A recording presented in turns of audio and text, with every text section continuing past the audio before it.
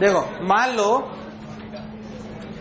कि एक रिंग है, क्या एक मान लो एक रिंग है, बात है नहीं, बड़ी रिंग है जिसका मास है m, बोलो क्लियर, और ये छोटी बीड से मास m जो इसमें फंसाई गई, इसका रेडियस r,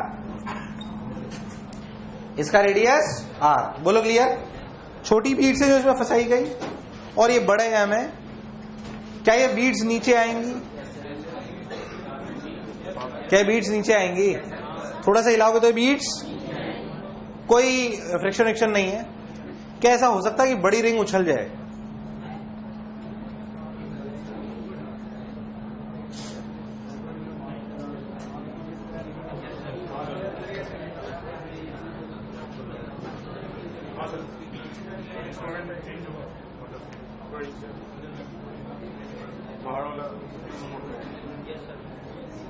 पहले तो इमेजिन करो कि बड़ी रिंग उछल सकती है।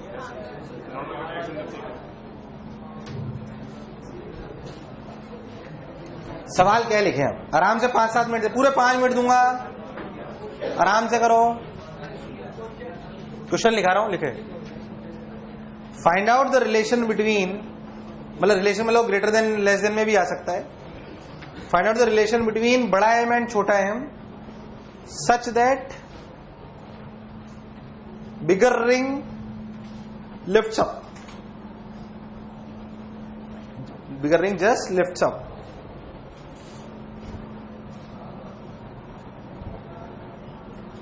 bigger ring just lifts up,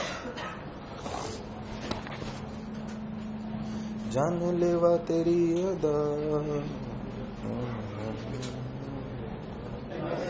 बताऊं, पहले अपन फील करते हैं कि जो पहली बात, आज जब 1-2 इलस्ट्रेशन कराऊंगा सब एडवांस लेवल है, हमेशा नहीं कराता हूं, कुछ बैचेस में कराता हूं कभी कभी।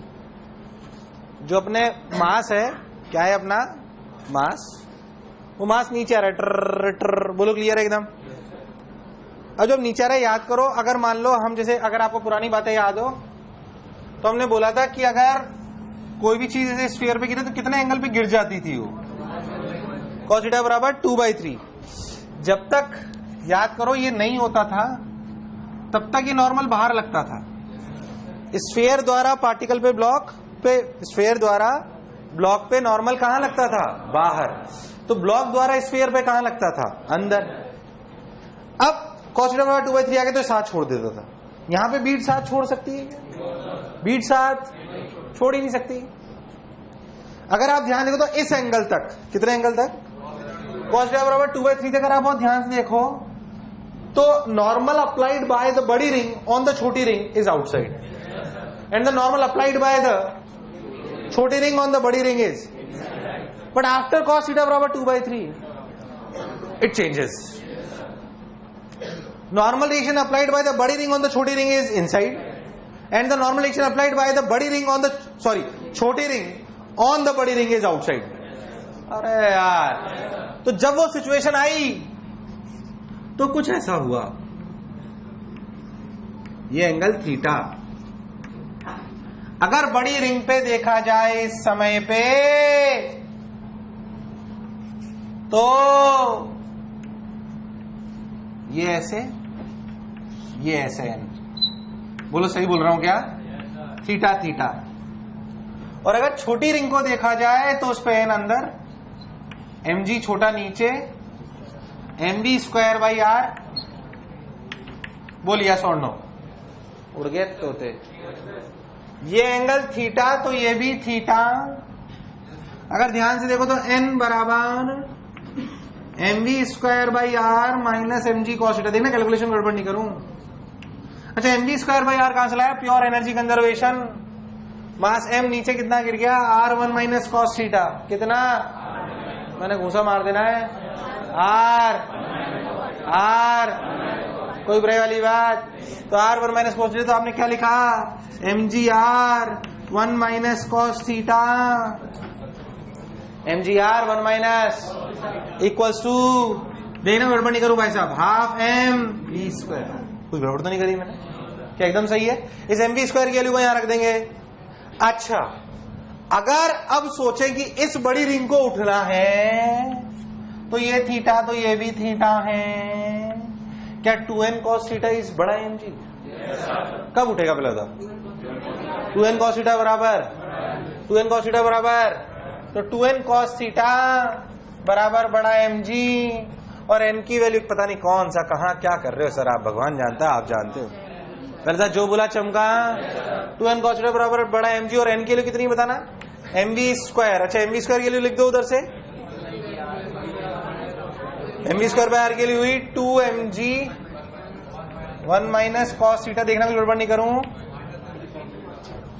Minus mg cos theta into cos theta बराबर mg। बराबर आया नहीं भाई साहब, आया नहीं आया? अगर आप बहुत ध्यान से देखो तो g ने g को मार दिया, कितना आया सुनना एकदम, ये हुआ 4m, ये 4m हो गया, ये हो गया 4m cos theta minus 4m cos theta, और ये कितना माइनस 2m cos थीटा, तो कितना हुआ माइनस 6m हुआ ना, माइनस 6m cos थीटा, और ऊपर का एक और वो cos थीटा, तो cos स्क्वायर थीटा 2 2 जा 4, 4m plus 4m cos theta minus m equals to 0 plus minus plus. अगर इस cos थीटा के रियल रूट्स रहने हैं तो discriminant should be greater than, अरे cos थीटा के रियल रूट आने चाहिए ना, तो discriminant should be greater than. तो डिस्क्रिमिनेंट कितना है बताना, 16m square minus 4 into 6m into m greater than.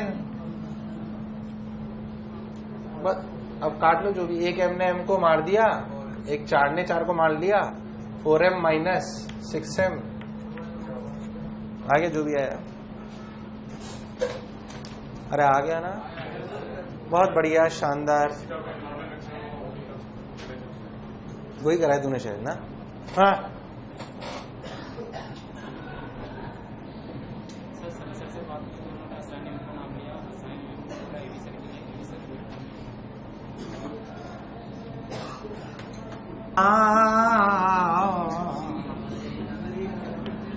क्या कह रहा है?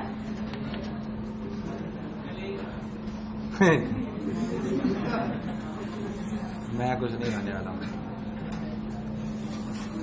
यार। एक मान लो आपके पास दो बड़ी रिंग है, ये रफ सरफेस है, और दो बड़ी रिंग ऐसे हैं,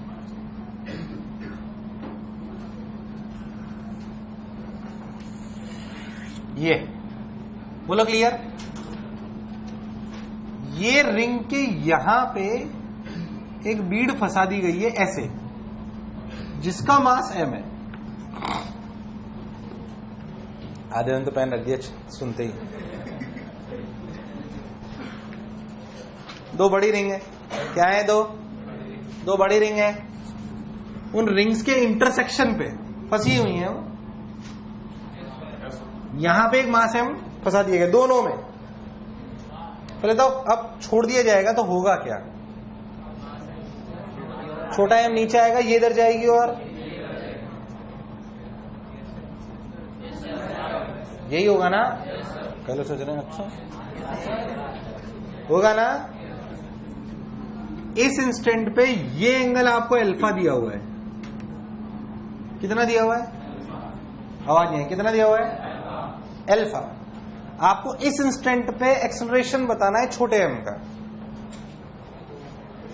किसका? अच्छा, ये रिंग्स इस पे सरफेस पे प्योर रोल करेंगी, क्या करेंगी? इसलिए मैंने रफ सरफेस दी है।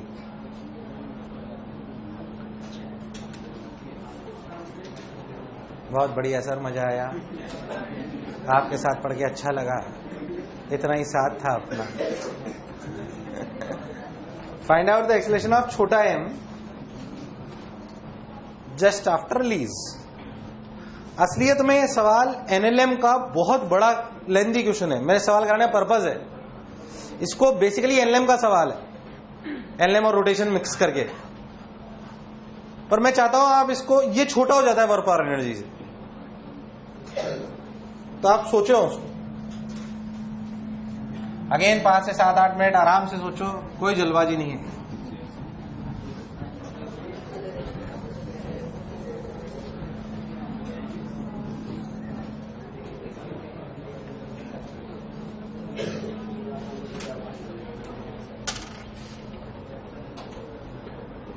मैंने इस कराने का पर्पज ये है कि ये सवाल जब आया था, मेरे हिसाब से ओलंपियाड में आया था एक बार पहले, तो इसमें क्या है, एक तो तरीका ये है कि आप नॉर्मल मानो 2, फिर नीचे फ्रिक्शन मानो, फिर सब पे इक्वेशन लिखो बहुत सारी, तो 2 पेज में वो सवाल सॉल्व होता है ना। बट इस सवाल को करने का एक ब्यूटीफुल तरीका भी है, जो बेसिकली एक अरे मैं, ये सब लोग तेरे पीछे पड़े हुए हैं पता है, तो ऐसे बुरा मत मान, लड़कियों तुम इसे छेड़ती हो। आइटम क्या है, एक्चुअली एक टेक्निक है जो कभी कभी काम करती है, हमेशा नहीं काम करती, कभी कभी काम करती है, जो चीजों का क्या कहती है। पहले बात कंसेप्ट क्या लगाया मैं बताता हूं। एक बात तो लॉजिकल है कि this particle will come down and these both the rings will move this side, this will this side, this will. एक छोटी सी बात सोची गई कि मैं मान लूं कि छोटी रिंग थोड़ा सा नीचे आई, v², मान लो कि जो आपकी छोटी रिंग है वो थोड़ा सा नीचे आई, dx, वो जो dx इतना कम है, dx इतना कि एक्सेलरेशन को पहले तो नीचे आ रहे तो एक्सेलरेशन चेंज हो रहा है नहीं हो रहा, बट हम इतना छोटा dx ले रहे हैं कि v को, एक्सेलरेशन को क्या मान लें। अगर मैंने एक्सेलरेशन को कांस्टेंट मान लिया, इनिशियल रफ्तार मेरी कितनी थी 0, कितनी थी, और फाइनल हो गई v मान लो, तो v² माइनस u² बराबर 2a dx। So v² 2 dx is basically ये। तो मैं चमकानी में क्या टेक्निक लगा रहा हूं, मैंने एक टेक्निक लगाई वर्क एनर्जी थ्योरम वाली, जो वर्क एनर्जी थ्योरम से आई। मैंने माना कि बहुत थोड़ा सा नीचे आया dx, कितना नीचे आया, बहुत थोड़ा सा नीचे आया dx, उछो, तो मैं मान सकता हूं ना कि ये कांस्टेंट रहा होगा, मैं मान सकता हूं ना ये कांस्टेंट रहा होगा। यार मान सकता हूं नहीं मान सकता, पहले बताओ, पक्का मान सकता हूं। अब अगर मैं ये मान सकता हूं तो बहुत बढ़िया, तो मैंने बोला कि अच्छा dx नीचे, खुपाट dx नीचे आया, अच्छा, तो मैंने बोला मान लो कि इसकी इनिशियल रफ्तार 0 थी, थोड़ा सा dx चलने में रफ्तार आ गई v, कितनी आ गई, तो मैंने लिख दिया v² माइनस u² बराबर 2x, क्योंकि मैंने माना dx इतना छोटा है कि ये कांस्टेंट है। अब यही तो निकालना है मेरे को, बेसिकली ये की वजह निकाल लो v² 2 dx, क्या निकाल लो। अब ये v² साला एनर्जी कंजर्वेशन से आ सकता है, कहां से आ सकता है, नहीं आया, आया नहीं आया। अब सॉल्यूशन सुनना खूबसूरती से, मान लेते हैं कि जब वो dx आया नीचे तो इसकी रफ्तार थी v और ये रफ्तार थी u। ये किसकी रफ्तार है, रिंग u से इधर चली, मतलब घूमी ओमेगा से, और ओमेगा बराबर u/r। रब दिया प्योर रोलिंग कराई है सर, ये तो कभी पढ़ाई नहीं, मान सकता हूं ना इतना आता है तुम्हें यार, हाँ ना बोल। अब v और u में रिलेशन कंस्ट्रेंट्स है, ये दूरी कभी भी चेंज क्यों होगी, क्यों होगी, कुछ याद है, ये हमेशा रेडियस है, तो अलॉन्ग दिस क्या u cos alpha equals to v sin alpha, पहले था यस और नो, ये तुम्हें आया नहीं आया, आया नहीं आया, तो u के लिए हो गई u बराबर v tan अल्फा, u बराबर। अब सोच यार, आप ध्यान देखो तो अगर ये थोड़ी थोड़ी इधर चली और ये नीचे आया तो डिक्रीज इन पोटेंशियल एनर्जी कितना, कितना mg, mg क्या, that is equal to increase in kinetic energy. मान लो कि इस पार्टिकल की हाफ m v² प्लस क्या kinetic energy of the rings, rings की दो kinetic energy half mv² plus half i omega. पता नहीं क्या बोल रहे हो सर आप, kinetic energy of the ring क्या लिखी जाएगी, हाफ बड़ा m u², बड़ा m u² plus half i omega, ring का mr², आई ओमेगा, ओमेगा का मतलब u/r का whole square, half mu², half mu², mu²। अरे हाँ ना बोल, एक रिंग की एनर्जी तो 2 की, तो लिखा गया प्लस 2mu स्क्वायर, और u की value v square tan square alpha. बोल v स्क्वायर की वैल्यू आ गई, v स्क्वायर बाई dx की वैल्यू आ रही डायरेक्ट a। अरे यार इट्स अ तोड़ू मेथड। अरे यार हाँ ना बोल, ये एक टेक्निक है, मेरे को सिखाना था कि देखिए अपर वर्जन की बात है। अरे यार इसको एनएलएम से करो जानने के लिए, मतलब जो नॉर्मल फ्रिक्शन लगाओगे, ये करोगे वो करोगे। हालांकि मैंने उसमें कई चीजें यूज करी हैं, बट मैं मान सकता भाई तुम्हें आता हो। जो इसमें फ्रिक्शन लगेगा स्टैटिक, याद करो प्योर रोलिंग में स्टैटिक फ्रिक्शन बर्डन 0 होता है, इसलिए हमने उसे कंसीडर। बाकी अगर आप पूरा एनएलएम सॉल्व करोगे तो सब कंसीडर करना पड़ेगा आपको। मुझे लगा नहीं तो मैं आया, 2 लाइन में सॉल्यूशन आया था इसका, 2-3 लाइन, मतलब ज्यादा कोई बड़ा नहीं हो। नहीं आया भाई साहब, बहुत बढ़िया सर, आप क्या बोले? अरे कुछ आया नहीं आया। डरना नहीं इनसे, कॉन्फिडेंस लूज नहीं करना है। ये मैं ऐसे स्टाइल मार रहा हूं कि देख मुझे ज्यादा आता है, बस और कुछ नहीं है। हाँ ज्यादा भावुक नहीं हो रहा, कुछ अच्छे मतलब करा सकते हैं तो करा दें यार कभी कभी। बहुत सारे नॉर्मल मानने पड़ते हैं उसमें।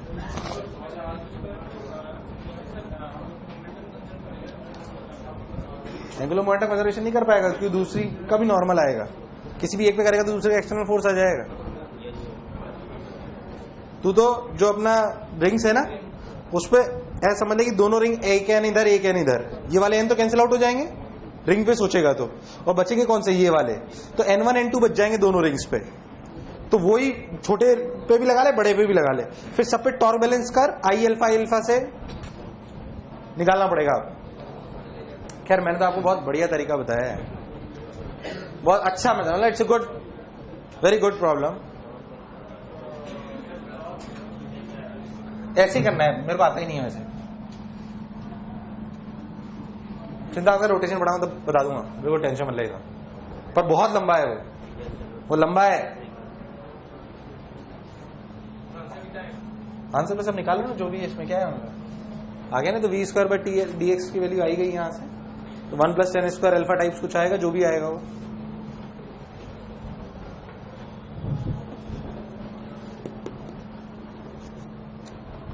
अच्छा मान लो मैं आपसे एक बात पूछूं, हालांकि फिर इतनी टिपिकल पूछनी जाती है, कैलकुलेशन बहुत ज्यादा होती है। सर सुन लो, चाहो तो करना, चाहो तो मत करना, मत करो मतलब सर सुन लो। हम वर्टिकल सर्कल जो पढ़ते हैं ना उसी पे बात कर रहे हैं, हमने कभी भी उसमें टाइम पीरियड की बात नहीं करी। वर्टिकल सर्कल में टाइम पीरियड की बात, मान लो मैं तेरे को बोल दूं कि रेडियस r है, ये रफ्तार u है, u ग्रेटर देन √5 क्या सर्कल करेगा, टाइम पीरियड क्या होगा, कैसे निकालेगा। वर्टिकल सर्कल पूरा पढ़ाते हैं पर टाइम पीरियड की बात नहीं करते क्योंकि इसकी कैलकुलेशन बहुत टफ होती है। मैं यहां से कैलकुलेशन करा भी नहीं रहा, मैं पूछ रहा हूं टाइम पीरियड पूछ सकता हूं ना, बस तू तो मुझे इतना पता कैसे निकालेगा। मैंने जैसे क्या पूछा बोल चमका ना भाई, निकाल सकते कोई बहुत बड़ी बात नहीं है, एक्सप्रेशन लिख दो आप तो। मतलब मेरा सवाल चमका आपको, मैंने आपसे बोला कि भाई वर्टिकल सर्कल में हम पूरा सब कुछ पढ़ लेते हैं, साला टाइम पीरियड की बात नहीं करते। टाइम पीरियड मतलब पूरा एक, अगर मैं u ग्रेटर देन √5 ले लिया, मैंने अगर u ग्रेटर देन √5 तो जाहिर सी बात है कि वर्टिकल सर्कल में टाइम पीरियड पूछा जा सकता है आपसे, तो कैसे निकालोगे। ये कोई स्टैंडर्ड नहीं है, दिस नॉट स्टैंडर्ड, पूछ ले दो।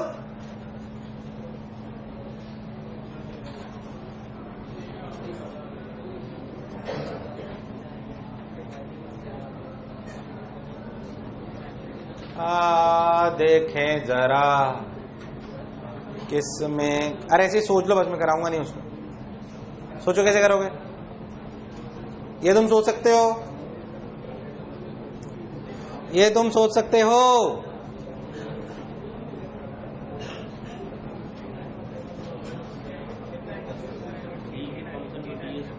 क्या कह रहा है, हाँ वैसे ही करना है, गंदी सी एक्सप्रेशन आएगी बहुत, लिख दो उसे चाहो तो। ये तुम लिख सकते हो एक्सप्रेशन, मुझे सॉल्व मैं नहीं करा रहा, भले वो करते रही हो तुम।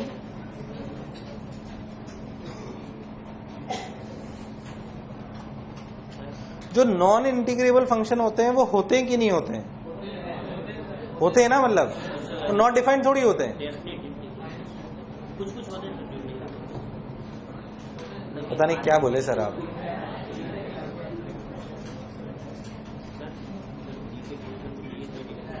हाँ तो लिख दो ना बस, सोचो मैंने क्या पूछा, आप टाइम पीरियड कैसे निकालोगे? जनरल सवाल है जो आप वर्टिकल सर्कल पढ़ के आए हो।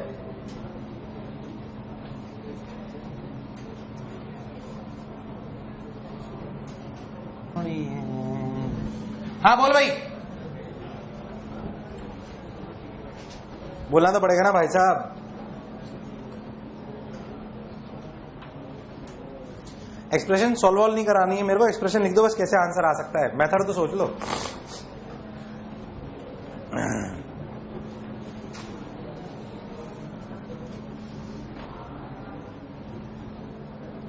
हो गया क्या? हो गया क्या? इधर देखें, पहले बताओ कौन सी चीज है चेंज करा रही है भाई? जी साइन थीटा ही तो है। कौन है? तुम्हें नहीं आया? या तो ओमेगा लिख लो, जैसे आपको अच्छा लगे वैसे लिख लो, वी लिख लो। किसी भी इंस्टेंट पे रफ्तार कितनी होगी है तो एनर्जी कंजर्वेशन से निकाल लो। किससे निकाल लोगे? That will come in terms of what? Theta. Will come in terms of what? अब चाहो तो आप ओमेगा से कर लो। ओमेगा को क्या लिख लो? D theta by d t. क्या यहाँ पे वी निकल आएगा? गंदा सा एक्सप्रेशन आएगा, आपको फिर बता रहा हूं। पहले तो यहाँ पे वी निकल आएगा क्या? वी किसकी टर्म्स में आएगा? बोल आएगा। ओमेगा को क्या लिख सकते हैं? डी थीटा बाई, मतलब ओमेगा जो है अपना उसको वी बाई आर क्या लिख सकते हैं? तो वी आपको पता है थीटा की टर्म्स में, वो वी बाई आर लिखोगे तो कॉस थीटा का एक्सप्रेशन आएगा, तो उसको लिख लो ना D theta by d t. क्या लिख लेना? नहीं आया, नहीं आया, नहीं आया। क्या लिख लेना? D theta by d T. उसे इंटीग्रेट करोगे कहां से कहां तक? 0 से लेकर पाई, फिर उसका क्या कर लेना? डबल। यार तुम्हें नहीं आया? आया नहीं आया? या ए टेंजेंशियल से सोच लो। किससे सोच लो? यार इस यू और वी को कौन चेंज कर रहा है? ए। जैसे मान लो आप इसी चीज की बात करो तो यहां पे ये एंगल अगर थीटा है तो ये भी थीटा है, तो ये कितना है? जी साइन थीटा। तो हुई चेंजिंग द स्पीड, तो वो यू से वी हो गई, वही चेंज कर रहे हैं अपन। बोल कर रहे नहीं कर रहे यार? तो यहां से मान लो अपन जो भी अपन ली तो यहाँ पे रफ्तार अपन निकाल सकते हैं। तो यहां से लेकर यहां तक फिर ए टेंजेंशियल लगा लो। ए टेंजेंशियल के लिख लो v d v by d x. V d v by, पर डी एक्स इसमें होगा पाई आर। कितना होगा? कितना होगा? अब वो बहुत अच्छी फिर वो इंटीग्रेशन फंक्शन में काफी कैलकुलेशन है, इसलिए उसको जनरली कराया नहीं जाता। बट अगर कराया जाए तो मतलब अगर पूछ लिया जाए तो अपन कर सकते हैं, उसमें कोई शक वाली बात, ऐसी कोई उसमें रॉकेट साइंस नहीं है। क्या मेरी बात यहां तक क्लियर है? क्या आपको आज डर लगा? हालांकि ये बहुत कोई काम की चीजें हैं, बस तुम्हारा बेस्ट है इसलिए मैंने उसको कराया। सुन, वर्पा एनर्जी तक सब कुछ डन है, शीट कंप्लीट कर लो। क्या थोड़ी थोड़ी फील आना जनरेट हो गई है यार? हाँ, आवाज यहीं मेरे को सबकी पक्की बात? ढंग से आपको परेशान होने की जरूरत नहीं है, कोर्स वोर्स सब अच्छे से होगा एकदम ढंग से। जो मैं कह रहा हूं उसे अच्छे से करते जाओ बस। कोई भी अगर आपने ढंग से चीजें सुधार ली तो आगे आने वाले चैप्टरों में आपको कोई तकलीफ, वो रफ्तार अपने आप बढ़ जाएगी। क्या मैं जो बोला चमका?